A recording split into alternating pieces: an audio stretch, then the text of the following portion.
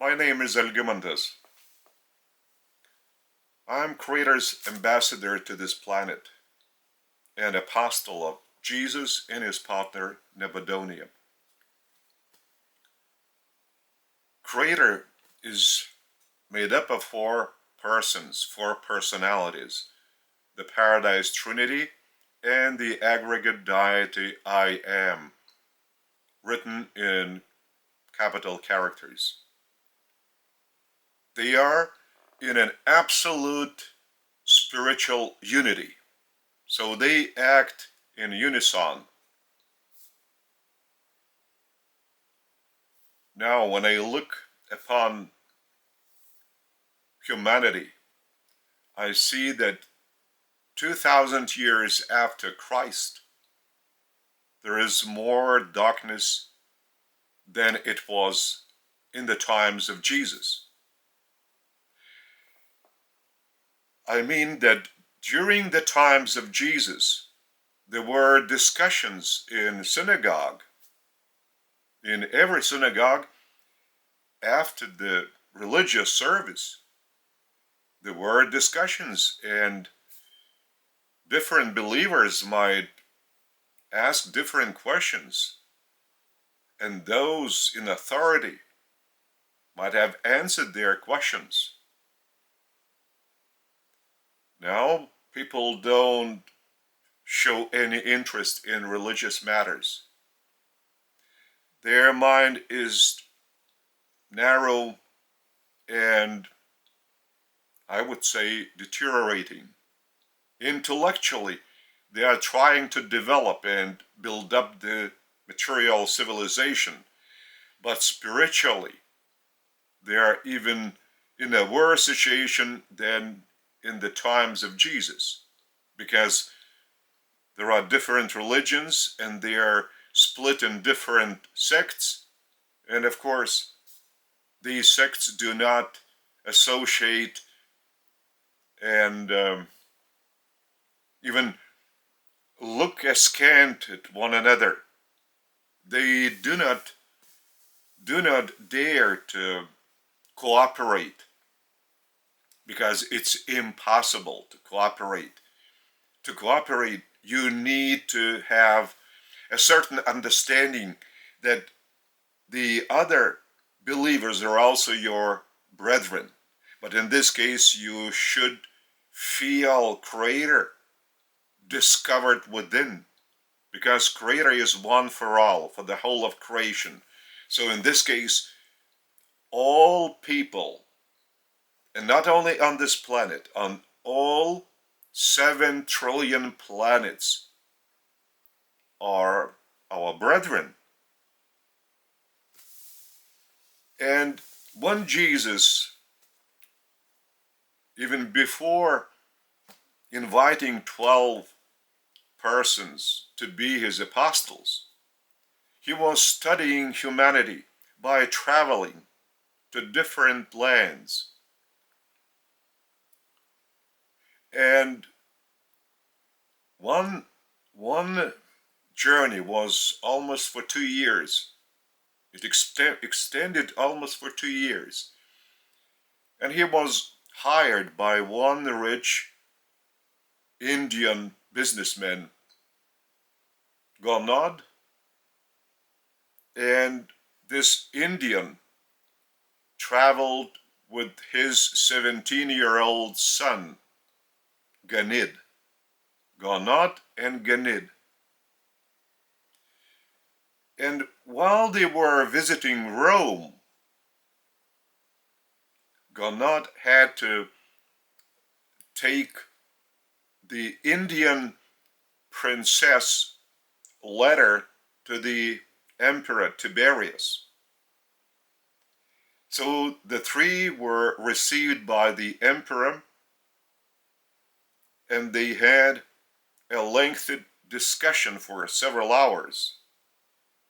And after this visit, Tiberius told his assistant, I'll read from the Urantia book, this epochal revelation, an enormous book.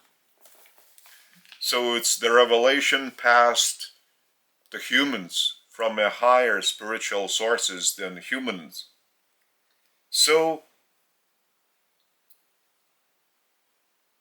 he remarked to the aide standing on his right, "If I had that fellow's kingly bearing and gracious manner, I would be a real emperor." Hey? He was just expressing his envy at the manners of Jesus. And Jesus was not standing bowing to the emperor. He was standing as the Father's honorable and beloved Son. So he was just dealing with every person by being natural. And it is possible to become such even for a president, for an emperor, for a priest, a cardinal, for the Pope of Rome. It is possible, provided that they personally discover Creator within. It is a real experience of discovering Creator within. So that's why all of a sudden everything becomes different. Your views change. You look upon others as your brethren because Creator discovered within is one and the same Creator for all. And once they are your brethren, other people, so you cannot treat them otherwise, but like Creator himself is treating his children with love and tenderness, with gracious manner.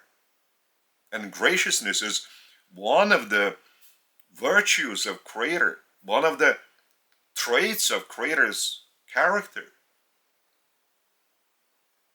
And now, is it possible for Emperor to preserve his position having such traits as love, mercy, graciousness, truth, justice, and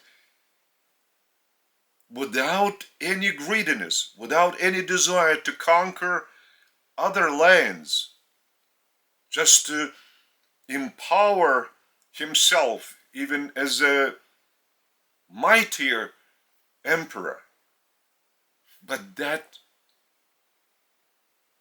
approach to illusionary life ruins your spiritual status, your spiritual spine, that you might stand truly as a majestic emperor, that you are truly gracious, you are truly just, and you are truly loving your associates, your brethren. But the more you begin to feel such traits in your character, the less you desire to occupy the position of the emperor. Or you might remain as an emperor in your position, but your empire shall start showing absolutely different tendencies. It should be enlightening people. You might become a spiritual teacher and still preserve the position of the emperor, just to make all inhabitants of your empire happy, rich, by spiritual riches, and of course to lead an honest life on the material plane, in cooperating with others, cooperating in brotherhood. And when Jesus and Ganid were visiting other parts out of Rome, so once when walking, they passed one pagan believer. Jesus had the tendency, as a regular tendency, to stop at say, at a group of people or at an individual and start conversation with them by asking different questions. And then he was provoking that these people would ask him their questions so that he would be able to attract their attention to the Father. He was trying to arouse their curiosity in the Father. And when in this case Jesus passed this pagan without even taking a look at him, Ganid asked him, "Why were you so indifferent to this man?" And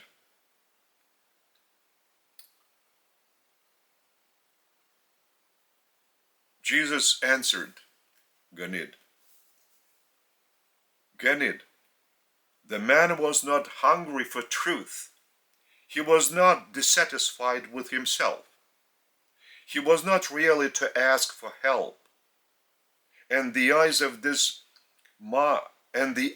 his mind were not open to receive light for the soul. That man was not ripe for the harvest of salvation. He must be allowed more time for the trials and difficulties of life to prepare him for the reception of wisdom and higher learning. Or if we could have him live with this, we might by our lives show him the Father in heaven, and thus would he become so attracted by our lives as sons of God that he would be constrained to inquire about the Father, about our Father. You cannot reveal God to those who do not seek for him. You cannot lead unwilling souls into the joys of salvation. Man must become hungry for truth as a result of the experiences of his living, or he must desire to know God as the result of contact with the lives of those who are acquainted with the Divine Father, before another human being can act as the means of leading such a fellow mortal to the Father in heaven.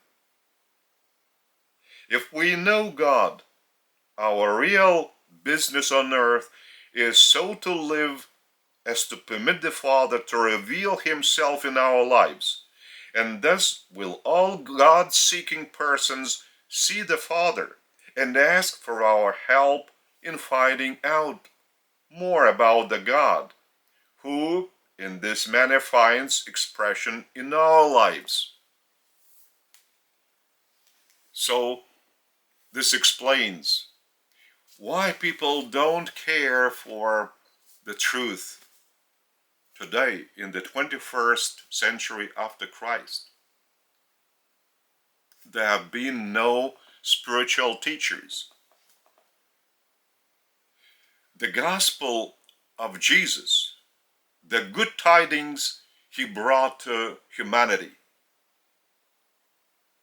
The fatherhood of God and the brotherhood of man has been distorted by Paul, distorted by his apostles.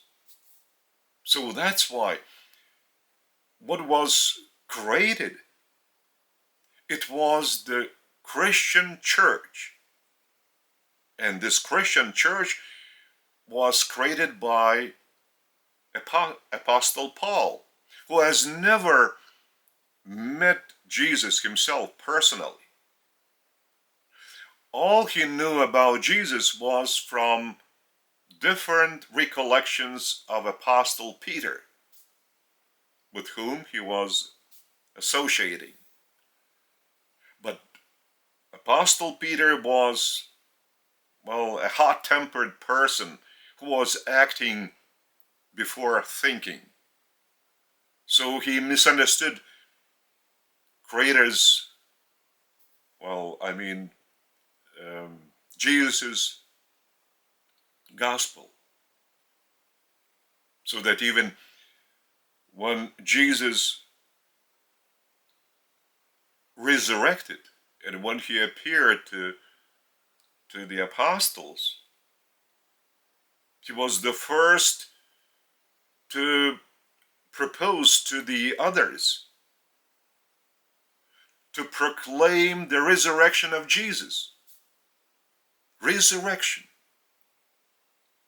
So, in one of the appearances of Jesus to apostles, he warned them not to proclaim the resurrection, because it is only the consequence of having faith in his gospel, in the fatherhood of God and the brotherhood of man.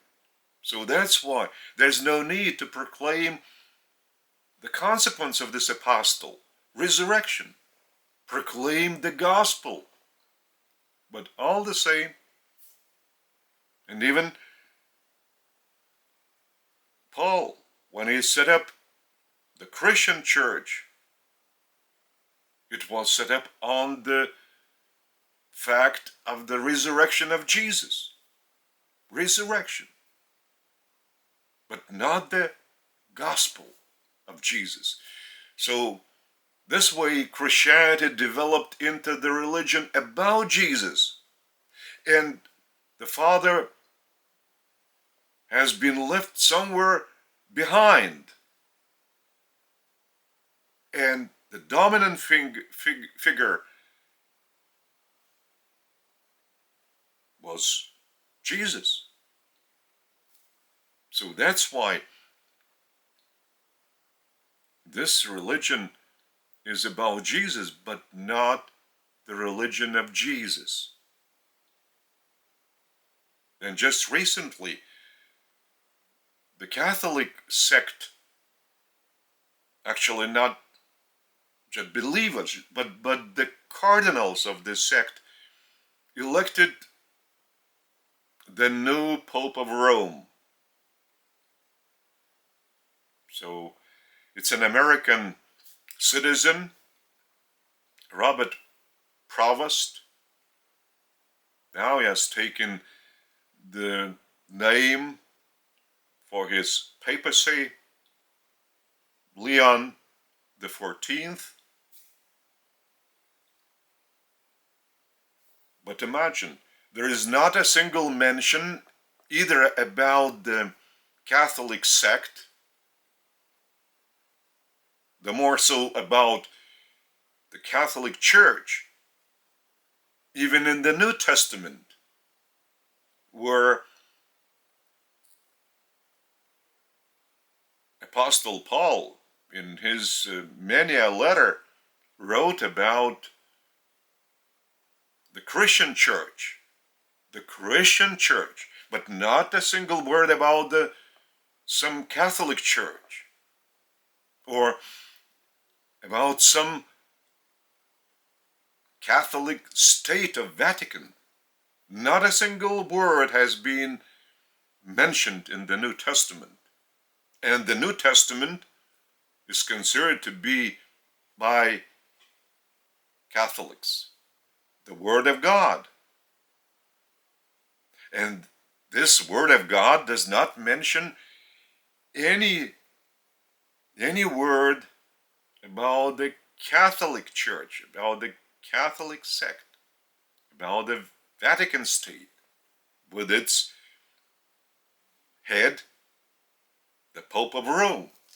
So all this is a further deviation from the Paul's Christian religion that in its turn had been the deviation from the religion of Jesus, the fatherhood of man, the fatherhood of God, and the brotherhood of man. So that's why nowadays we have more than 40,000 different Christian churches. By the way, the Catholic sect does not consider itself to be a sect. It calls itself the Catholic either belief or more often church, the Catholic Church. But as I've just told you, Paul does not even mention such a church. He speaks about the Christian church. But now the mother religion, Christianity, has stopped existing, whatever, because it has split into separate sects, as I've just told you, over 40,000 of them. So that's why to have a person who might be interested in what was said by Jesus to Genid, an explanation why he didn't stop at that pagan in Rome. People should be thirsty for truth. Sects do not know what is the truth. They perform only rituals. They mark certain religious days. They have some religious feasts. But that's not the truth. That's not the living God that is discovered within. It's only a certain political religious institution. See, the Pope of Rome, the Vatican State, that controls the Catholic sect and their top-ranking officials, cardinals. Or if you go down in the Catholic hierarchy, you would come to the lowest priests. And by the way, the parishes, Catholic parishes, are being, led by provosts.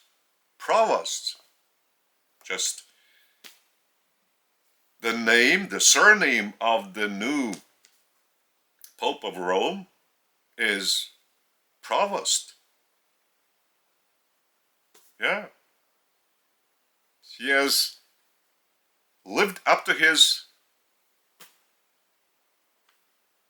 surname,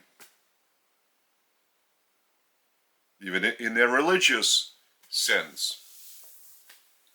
But it is not enough. He needs to discover Creator within. And for this, he might get closer to Jesus. He might get closer to the Father, because he would testify with his own experience, a quantum leap, that all of a sudden he begins to feel the Father within, the Father discovered within, and he would open up his heart doors to the Spirit of truth, which is the Spirit of Jesus as Master Creator's Son. So that's why, first, the Pope of Rome must listen to my spiritual teachings and follow them. In this case, he might become the first ever Pope of Rome who has discovered Creator within. And the Vatican State would begin to lead a real policy of Creator by uniting believers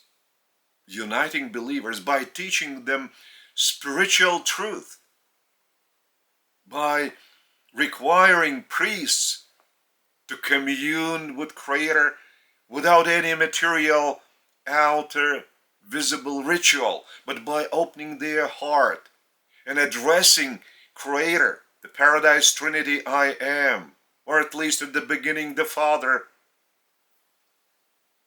in his own sincere words. Because the key to the Father is one's sincerity, not nice words, just sincerity, humble and truthful sincerity. This is, say, what I've just described to you concerning the Vatican State or the Pope of Rome. It's only an illusion, because if Pope of Rome discovered Creator within, he would simply resign from his position, because his heart would not allow him to stay in this position anymore. He would like to share what he is experiencing within with all of his brethren, from the top to the bottom.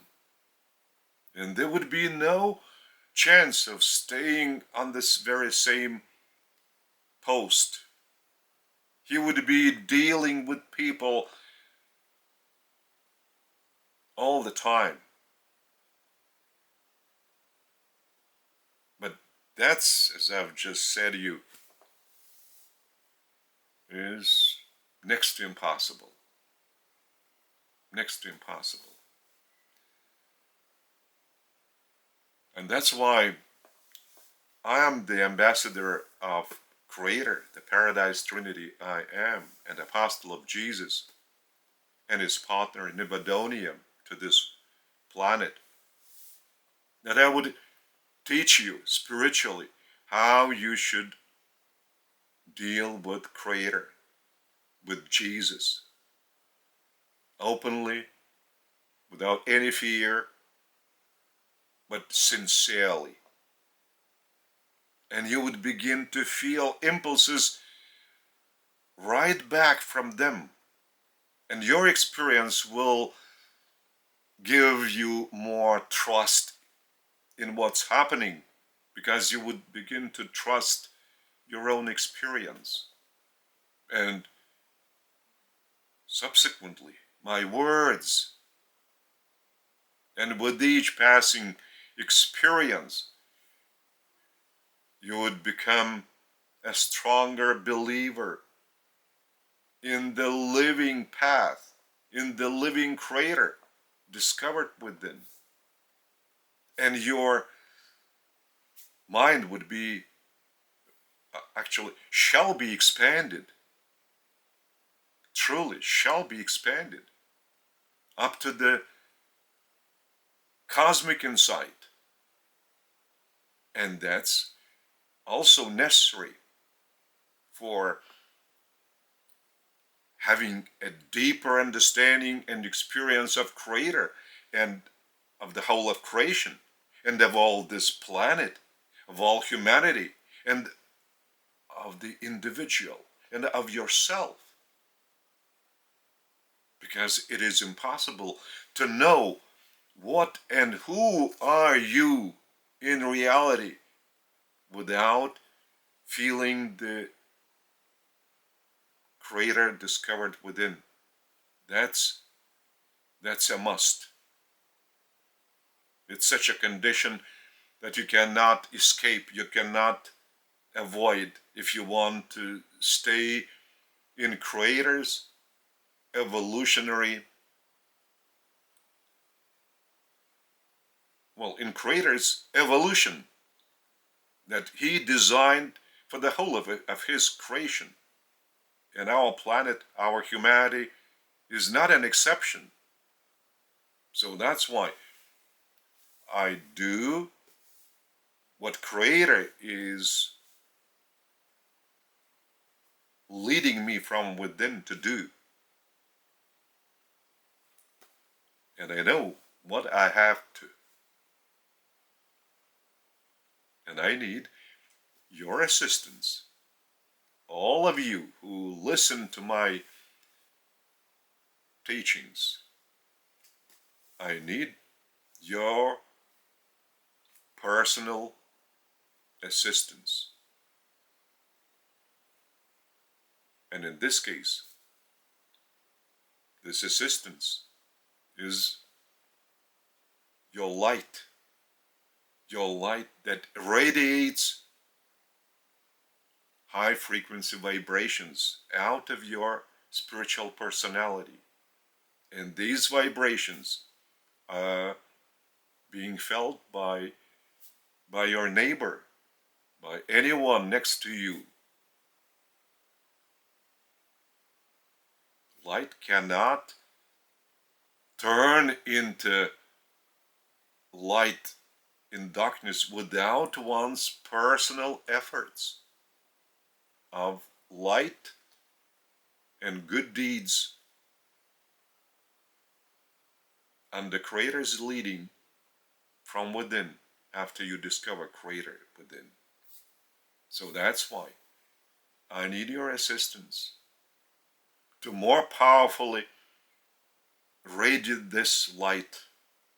And what I'm telling you, this is also the light I'm receiving from Creator. And if you are sincere, you can feel the vibrations even from me. And the more so, if you discover Creator within, you will begin to feel vibrations from Creator. Because Creator has bestowed His Spirit, called Thought Adjuster, on your mind. So that's why you are capable of discovering Creator within. And then your experience will give you evidence that it is true. Not only my assertions, my words, but your experience is the biggest,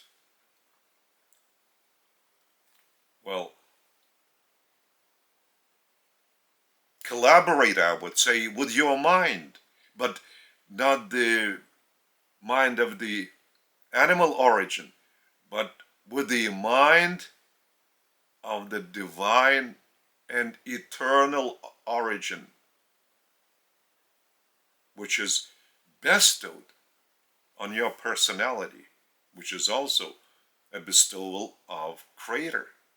And your personality is within this body, but not this body.